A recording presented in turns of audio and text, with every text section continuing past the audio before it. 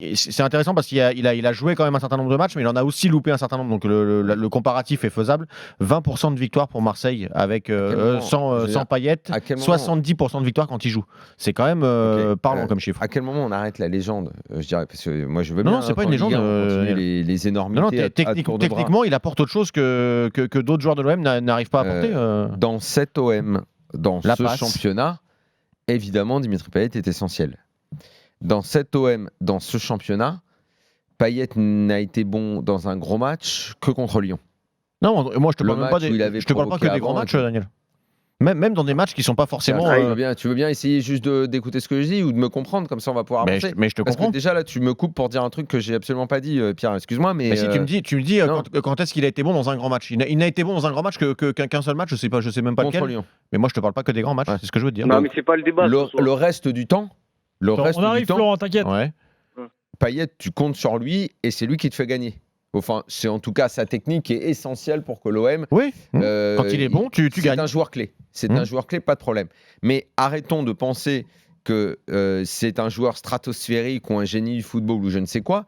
C'est un joueur qui, dans cette OM. Dit ça non plus, Daniel. Dans cette OM, ces derniers temps, j'ai entendu énormément de choses sur lui. Ailleurs, je sais pas, mais dans cette OM, dans ce championnat, tu as besoin de Payet. Bien sûr. Ça, c'est clair. Comme de Camara aussi, qui dans les fameuses stats, quand un joueur est là, il gagne. Lui aussi, il vaut mieux l'avoir à l'OM parce que sinon tu. Même si j'aime beaucoup ce joueur-là, mais même si dans son rôle, tu peux le remplacer beaucoup plus facilement que dans ce que t'apporte un Payet qui est en forme. Il n'empêche qu'il est quand même essentiel. Donc là où Florent a raison, c'est que. Quand il n'a pas joué contre Angers, ça a été des émissions entières. S'il n'est pas là, il n'y a pas le génie, il n'y a pas le ceci, le cela et tous les blabla aberrants du monde. Ce soir, il est là, sauf que ce soir, il passe au travers. C'est estampillé gros match parce que tu joues à Bordeaux, le match du dimanche soir, chez un adversaire qui traditionnellement est toujours très très motivé contre toi et que tu n'as pas battu depuis une vie. Et ce soir, il n'est pas extraordinaire. Certes, il est à la base de la plus belle occasion de l'OM, la très belle ouverture sur Adonjic, qui met la frappe sur Costil. Ok, voilà. Mais cet OM, et là Florent, je te réponds, puisque tu as dit, oui, moi je continue de penser que l'OM va faire podium plutôt tranquillement, parce qu'il y a l'état d'esprit, parce que c'est un peu plus brillant. Tu l'as vu l'état d'esprit ce soir ? Pardon ? On l'a vu l'état d'esprit ce soir ? Non, mais... Non, ce soir, tu as des carences, mais c'est pas l'état d'esprit qui flanche ce soir. Mais si t'es pas, c'est plus des carences techniques pour moi. Mais si t'es pas conscient, tactique également. Non mais si t'es pas conscient. Le football, il est où ? Non mais Florent. Ouais, mais ça c'est pas l'état d'esprit justement. Ça c'est plus le côté tactique où effectivement t'arrives pas à t'adapter à une situation où tu peux faire mieux. C'est un tout. Vous êtes quand même, t'es quand même conscient, Florent. T'es quand même conscient que l'équipe est très faible. Ah oui, mais ça fait quand même mal. Non, mais que ça te fasse mal, oui, mais c'est parce que moi, pourquoi je suis content de voir l'OM comme ça et revigoré par rapport à l'année passée, parce que je me dis, ils sont faibles. Dans cette Ligue 1 très faible, ils arrivent à accrocher le podium, et c'est pour ça que j'arrête pas de dire depuis le mois d'août, surtout, ne me parlez pas de l'année prochaine, n'envisagez pas l'année prochaine, parce que sinon c'est mal de tête. Laissez les boîtes de Doliprane au placard. Restons tranquilles, jouez cette saison, faites-le le podium, c'est très bien parce que de toute façon le club est dans une telle situation catastrophique au niveau financier, ça je le disais également dès le mois d'août, c'est pour ça que je voulais surtout pas parler de la suite, que le podium permettra d'anticiper sur de l'oseille que certes tu ne pourras pas dépenser, mais qui servira simplement à rembourser, mais laissons ça de côté, parlons du présent. L'OM est faible dans un championnat très faible, et cet OM qui va chercher un point ce soir, je t'assure, fait uniquement de la compta. Je ne sais pas si c'est mieux ou moins bien que le deuxième époque Elie Bob. Franchement, j'ai même pas envie de m'en souvenir. Mais oui, c'était pas terrible et c'est pas terrible cette année. Tu as un attaquant qui est arrivé, qui a mis des buts et qui a complètement disparu, qui n'existe plus dans le jeu. Alors oui, les ballons n'arrivent plus jusqu'à lui.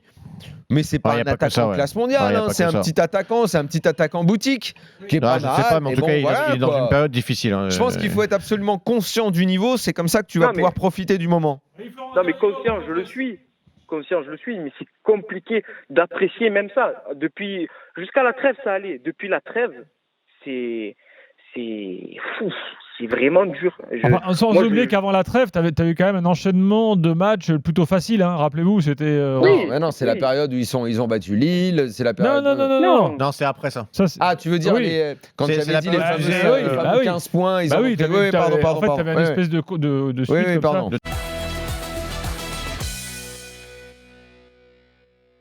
Et il n'y a pas de frustration sur ce qu'ils voient. Peut-être il y a moins d'exigence. Ils font d'habitude. Oui, voilà, ça dépend du niveau d'exigence par rapport aux joueurs que tu as, l'effectif que tu as. Montpellier, effectivement, je te rejoins. Je pense c'est le premier qui me vient. Mais moi, je pense qu'à Lille, il y a de la frustration. Je pense qu'à Marseille, il y a de la frustration. Je pense qu'à Lyon, il y en a. Monaco, on n'en parle pas. On est en train de parler d'équipes qui ont normalement des prétentions, quoi, tu vois, et qui ont une petite tradition. Saint-Etienne, il vaut mieux même pas en parler. Donc après, si tu me dis... on l'a dit, donc... Non, c'est le sentiment qui domine en Ligue 1, c'est la frustration. Faut s'y arrêter, mais je pense que dans d'autres championnats, tu as bon nombre d'équipes où les supporters sont frustrés aussi. Hein. Je pense. Alors, tant mieux. Alors, si tu prends la première ligue qu'on connaît bien, aujourd'hui, les supporters de City. Après, on peut aussi faire la liste de ceux qui kiffent. Je te demande pas de comparer pour excuser. Ils sont 4e de Liga ce soir, Rétafé, par exemple. Je pense pas que les mecs ils soient. Ah non, Rétafé, non, mais je veux pas comparer pour excuser, Daniel. C'est pas la question. C'est que là, on parle de Ligue 1 et donc on s'attarde sur ça, mais c'est un peu pareil partout. Aujourd'hui, les supporters d'Arsenal, de City, d'autres, de West Ham, d'équipes comme ça, doivent être très frustrés aussi. On passe à Bordeaux. Si on est à l'équivalent en Ligue 1 des frustrés de Manchester City, alors tout va bien. Pour parler de Bordeaux, on va pas se mentir, c'est un match pourri. Je rejoins beaucoup ce que dit Daniel. La Ligue 1, c'est un niveau mais faible, mais c'est pathétique, quoi. Je pense que tu avais plus de bons joueurs dans notre championnat il y a encore une dizaine d'années. Oui, c'est au tournant de 2010 après qu'effectivement on s'est chaque année de plus en plus appauvri. Entre ce qu'on forme, ce qu'on fait partir, et puis parce qu'il y a de plus en plus de nos clubs qui vivent principalement des ventes et qui donc ont surtout comme souci premier de valoriser les joueurs, et les joueurs le savent, et il n'y a pas d'implication dans un projet collectif. Donc tu as un appauvrissement à tous les niveaux, dans les directions, dans les staffs techniques et dans les joueurs. Et ceux qui reviennent sont des joueurs qui étaient un peu en situation d'échec à l'étranger. Il y en a pas mal à Saint-Etienne, qui ont tenté l'aventure, ça n'a pas marché, sont revenus. Si on prend le match d'aujourd'hui, je sais pas, même un joueur comme Ounas, mais il s'est essayé à l'étranger, il est revenu. Il y en a un qui est revenu qui est bon, par contre, c'est Koscielny. Lui, c'est un contre-exemple parce qu'il est pas revenu dans les mêmes conditions. C'est pas pareil parce que lui, il n'était pas en situation d'échec. Il a fait une très belle carrière à l'étranger. Lui, il n'était pas en échec. Il est venu en fin de carrière. Mais il a été très costaud encore aujourd'hui. Voilà, donc, oui. Non, mais que tu as un affaissement du niveau, un appauvrissement de la qualité technique, ça, c'est absolument indéniable. Mais certains, visiblement, n'en sont pas complètement conscients ou veulent pas le voir, veulent pas essayer de changer les choses. Si Bordeaux est sur le podium à la fin de la saison, tu seras content quand même si ça s'est appauvri. Bordeaux sur le podium, mais comment tu veux que ça arrive? Bordeaux sur le podium, Gilbert. Je dis ça, Axel, pour faire comprendre aussi que même un championnat pauvre, quand tu es supporter de ton club, tu suis quand même le championnat qui est pauvre. Oui, non, mais si ton équipe finit bien, tu vas être à fond quand même si c'est pauvre. Gilbert, là-dessus, il y a un désaccord profond. Et c'est ce que vous prendrez dans la gueule l'année prochaine quand Mediapro va se lancer et tout. Vous ne voulez pas le comprendre. Le supporter, il y a certains clubs où ce que tu dis peut éventuellement coller parce que ça va être une première. Le supporter de l'OM, il va finir sur le podium. Mais son exigence va pas, je pense, le pousser à être complètement satisfait, sachant qu'il est à peu près à 90% probable qu'il va prendre que des tannés l'année prochaine en Ligue des Champions. Je ne crois pas que ça va le ravir. Savoir à la lecture de la presse, mais nous on le dit depuis l'été dernier, qu'il y a un déficit colossal au club, que ça va engendrer forcément des ventes pour 60 millions. Alors je veux bien ta hiérarchie. Moi, ton histoire ils vont finir sur le podium, il va être content. En fait, il y a différents cas. Je veux bien différents cas. Parce que le Rennais, il va être content. Il va être content de sa saison. Chaque cas est différent. Le Nantais, s'il finit dans les 4, il va être content de sa saison. Donc, voilà, il y a peut-être une hiérarchie différente. Et si le PSG est champion, mais qu'il perd en 8e encore, ils ne seront pas contents. Oui, mais l'année dernière... Rennes est en ce moment un club un petit peu à part. Ils ont eu leur Coupe de France. La Coupe d'Europe leur a quand même occasionné 2-3 tartes dans la gueule cette année. C'est quand même passé de façon assez humiliante. Mais comme il y a de nouveau... Ils kiffent encore leur saison de Coupe d'Europe de l'année dernière. Mais comme il y a de nouveau une belle histoire au niveau national, ils se raccrochent à ça. Mais tu ne peux pas, pour parler d'un niveau global d'un championnat, venir me chercher le club où il y a une satisfaction récurrente aujourd'hui et où il y a plutôt au niveau de la direction bon travail. Mais pour le reste, même le PSG, si ça passe pas les huitièmes et même si ça s'arrête en quart, ce sera à nouveau de la frustration par rapport à tout ce qui est engagé, par rapport aux matchs qui s'accumulent en championnat, des matchs qui ne servent à rien.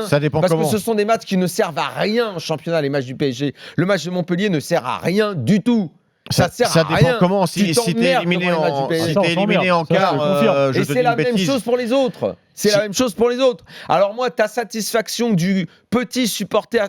Faut arrêter de les prendre pour des cons, les mecs, les supporters, qui soi-disant vont être satisfaits parce que leur équipe. En fait, on verra. Moi, c'est du cas par cas. En fonction de ce qui se passe à Montpellier, à Nantes, je sais pas. Je dis des équipes qui peuvent être des équipes un peu surprises de fin de saison. Et on verra ce qu'ils diront, les supporters. Toi, de regarder le nombre de mecs qui vont s'abonner à Mediapro, t'auras ta réponse.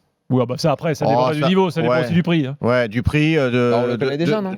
Ils annoncent 25, après, est-ce que ce sera ça ? Non, du prix, de la manière dont tu peux t'abonner aussi sans payer. L'argument de non-abonnement, il sera plus lié au prix de l'abonnement qu'au niveau de la Ligue 1. Je pense que le niveau de ton championnat, quand même, est reflété dans le niveau des gens qui le suivent et qui vont au stade. Le problème, c'est que le niveau du championnat n'est pas reflété dans le prix. C'est ça le problème. Ah bah oui, dans ce cas-là, il fallait que ce soit. Si c'est ça, c'est un abonnement à 3 €. Donc effectivement, c'est compliqué. Ah mais c'est un raccourci parce que t'as plein de, à mon avis, de moyens aussi de ne pas payer, si de t'abonner. Si tu vas au bistrot, si tu streams, oui, bien sûr. Ouais, merci Axel en tout cas d'avoir parlé des Girondins. N'empêche qu'on va pas se battre pour l'avoir, t'inquiète.